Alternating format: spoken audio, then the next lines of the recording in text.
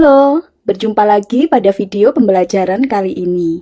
Teman-teman, sebelum kita memulai pembelajarannya, kalian masih ingat atau tidak mengenai karakteristik atau sifat apa yang paling utama dari bahan pangan hasil pertanian?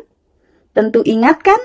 Jika bahan pangan hasil pertanian memiliki sifat perishable atau sangat mudah mengalami kerusakan.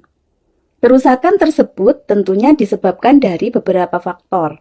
Nah, pada pembelajaran kali ini, kita akan membahas mengenai faktor-faktor apa saja yang dapat membuat bahan pangan hasil pertanian itu mudah mengalami kerusakan. Berdasarkan jangka waktunya, kerusakan pada bahan pangan dibedakan menjadi beberapa kategori.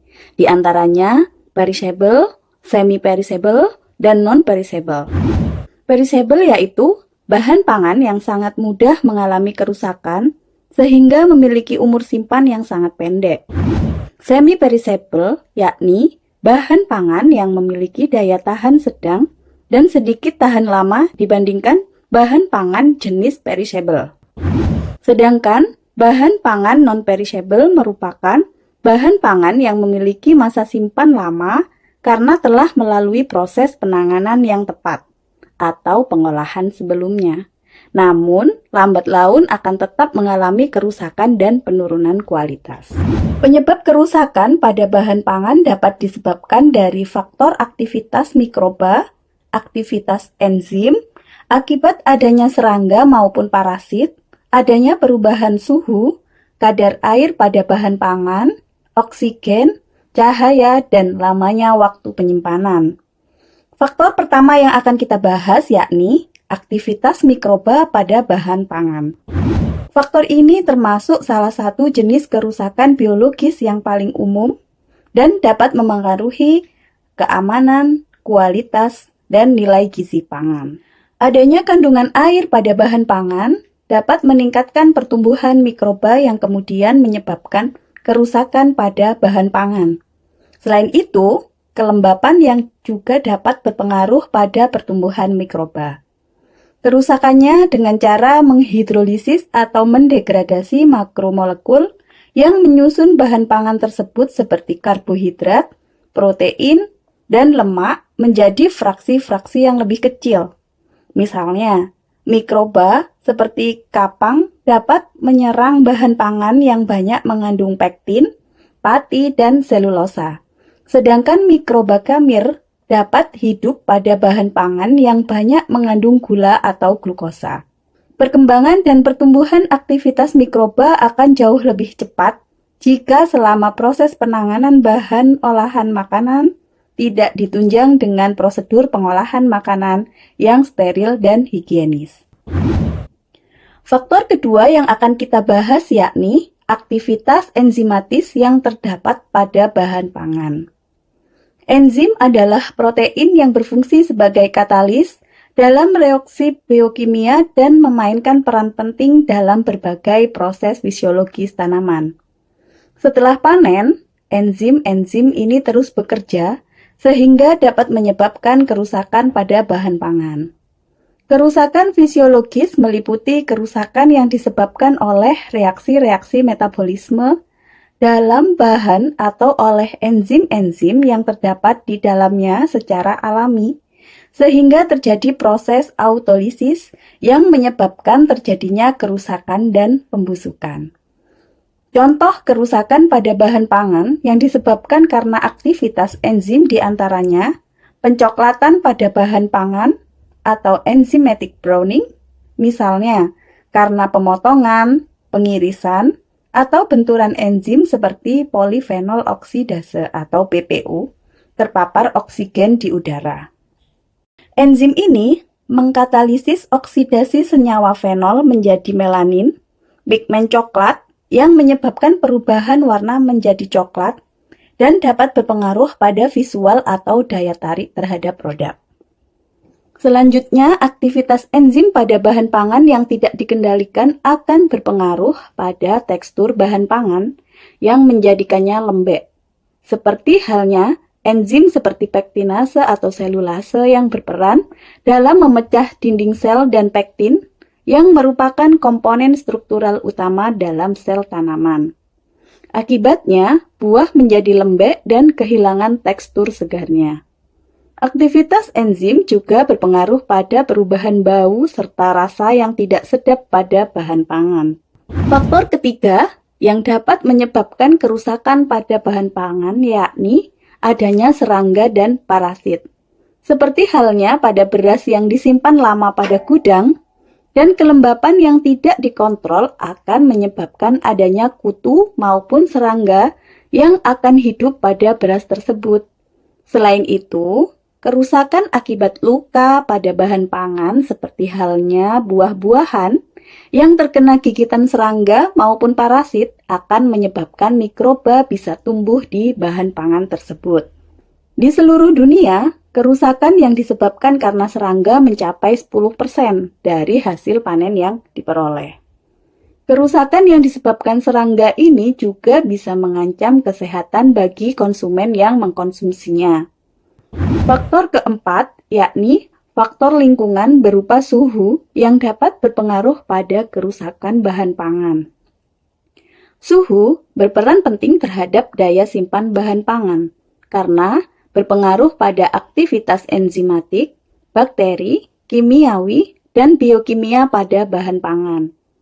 Pemberian suhu pada bahan pangan digolongkan menjadi dua bagian, yaitu pemberian suhu tinggi dan pemberian suhu rendah.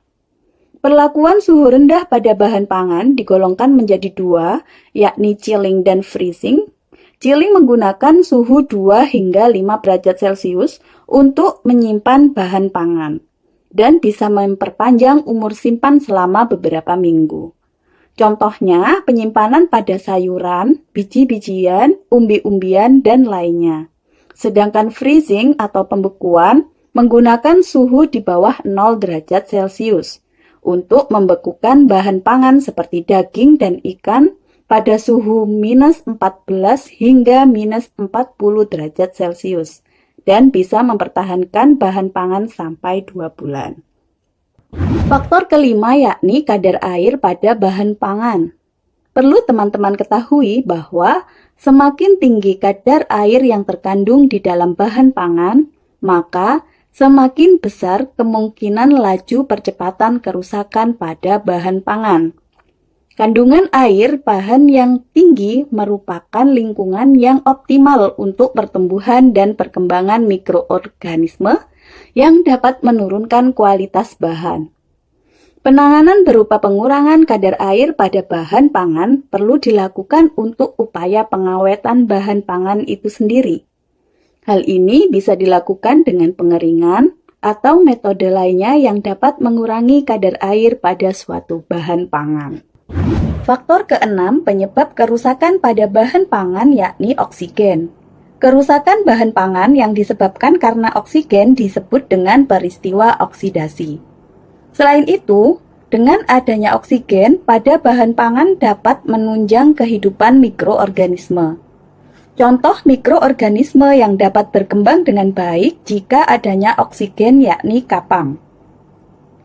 Pengendalian paparan oksigen menjadi sangat penting untuk memperpanjang umur simpan dan menjaga kualitas bahan pangan. Teknik-teknik seperti pengemasan vakum, pengemasan atmosfer termodifikasi, penggunaan bahan antioksidan, penyimpanan pada suhu dingin, dan penggunaan bahan pengemas yang kedap udara. Hal ini dimaksudkan agar kondisi di dalam kemasan tidak menjadi lembab dan kapang di dalam kemasan makanan olahan tidak berkembang atau tidak muncul. Dan bahan pangan juga tidak rusak akibat oksidasi sehingga dapat berisiko merusak makanan olahan tersebut. Faktor ketujuh yang menyebabkan kerusakan pada bahan pangan yakni cahaya, terutama radiasi ultraviolet atau UV dari cahaya matahari. Cahaya dapat merusak senyawa yang terkandung pada bahan pangan. Kandungan vitamin seperti riboflavin atau vitamin B2, vitamin A, dan vitamin C pada bahan pangan mudah terdegradasi ketika terpapar cahaya. Selain itu, kerusakan yang disebabkan dari adanya cahaya berupa perubahan warna pangan, dan terbentuknya senyawa beracun pada bahan pangan. Paparan cahaya secara langsung, terutama sinar matahari, dapat menyebabkan perubahan kimia yang menghasilkan senyawa beracun. Misalnya, pada kentang, jika tidak tertutup tanah secara sempurna, maka kentang akan terkena paparan sinar matahari yang memicu produksi klorofil, menyebabkan bagian umbi yang terpapar berubah menjadi hijau dan dapat menjadi racun alami pada tanaman tersebut. Faktor ke-8 yakni waktu penyimpanan bahan pangan. Penyimpanan bahan pangan bertujuan agar bahan pangan tersebut dapat digunakan kembali pada saat dibutuhkan. Namun, semakin lama suatu bahan pangan disimpan, semakin besar kemungkinan terjadinya perubahan fisik, kimia, dan mikrobiologis yang dapat menurunkan kualitas, keamanan, dan nilai gizi bahan pangan tersebut.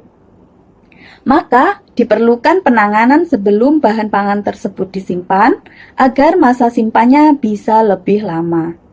Efek dari kerusakan bahan pangan yang disebabkan oleh pertumbuhan mikroba, keaktifan enzim, kerusakan oleh serangga dan parasit, pengaruh suhu lingkungan, kadar air, oksigen, dan cahaya semua dipengaruhi oleh waktu atau masa simpan bahan pangan itu sendiri.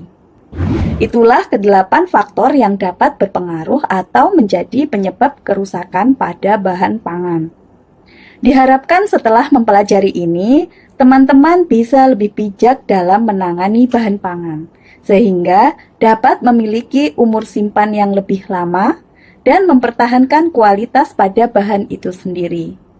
Terima kasih telah mengikuti pembelajaran kali ini dan tetap semangat karena kita masih akan mempelajari banyak hal lagi mengenai ilmu teknologi pengolahan pangan. Sampai jumpa di video berikutnya.